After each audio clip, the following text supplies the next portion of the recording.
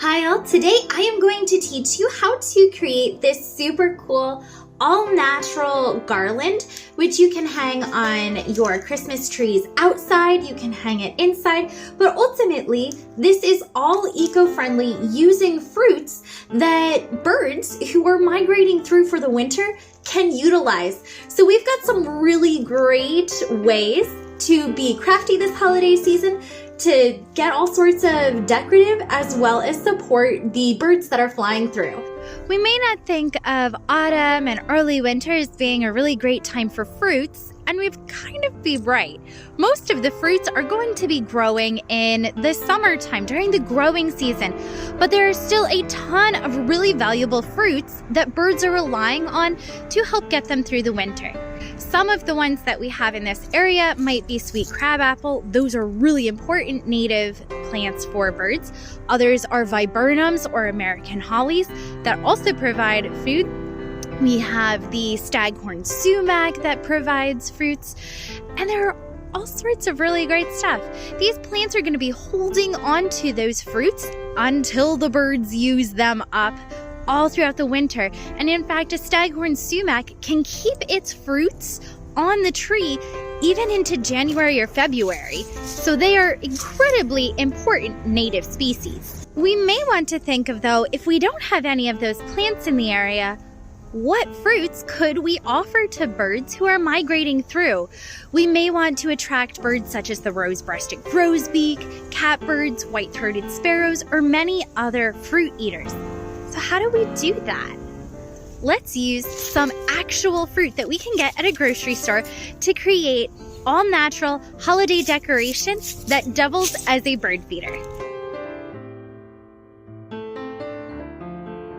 To create this garland, we are going to need some fruits that birds would be interested in eating. And we can do that, especially this time of year coming up on Thanksgiving, with cranberries. We're not going to dry and roast those though. We're gonna leave those fresh for our garland, but we are going to roast apples.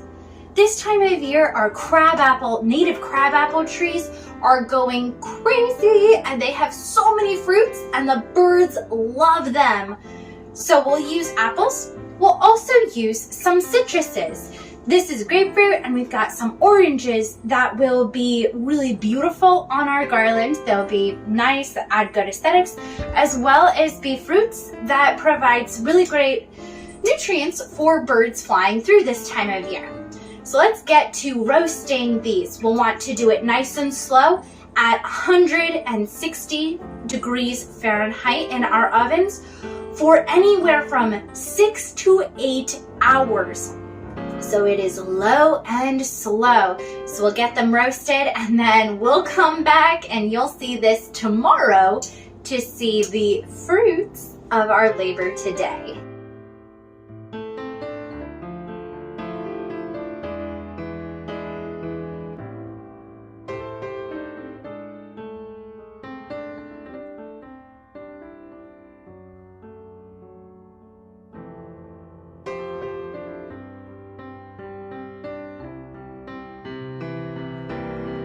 Materials-wise, this is a pretty simple craft to do. All you're going to need are your dehydrated fruits. I have, this is an orange slice, a grapefruit slice, dehydrated apple slice, this is a red delicious, and a bunch of cranberries. These are fresh. Then you will need a bead reamer or some sort of tool to be able to poke holes in your fruit. And twine or string. This is all natural because remember, we want to be as eco-friendly as possible. So we'll need that to create the actual garland. To start the garland, take whatever fruit you want, decide which one, and you are going to poke a hole in one end of it. Make sure it's a large enough hole to be able to tie your twine through. Then get started. All you are going to do then is continue to string your fruits right along the twine here to be able to then string it up either indoors if you want all natural decoration for the holidays, or this is really going to be great outside to decorate any sort of evergreen or shrubs that you might have and make it great for the birds this holiday season. Here you can see that I have started stringing my garland. You just simply choose a pattern of your choice. It really doesn't matter, but I went with orange slice, cranberry, apple, cranberry, grapefruit, cranberry, orange slice, cranberry, and then just kept repeating from there. Just be careful as you are stringing your cranberries, as they can break. You really need to make a hole inside of them large enough. And you can see here, I added some tape to the end of my string, and that's preventing that string from fraying, making it a ton easier to string through the cranberries especially, but also through the orange slices and the grapefruit slices.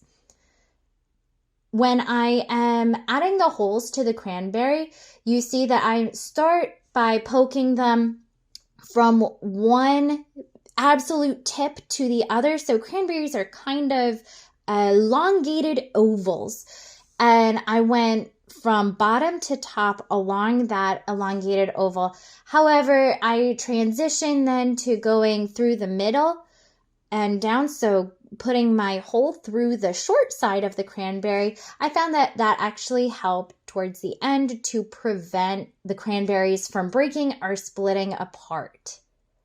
Ta-da!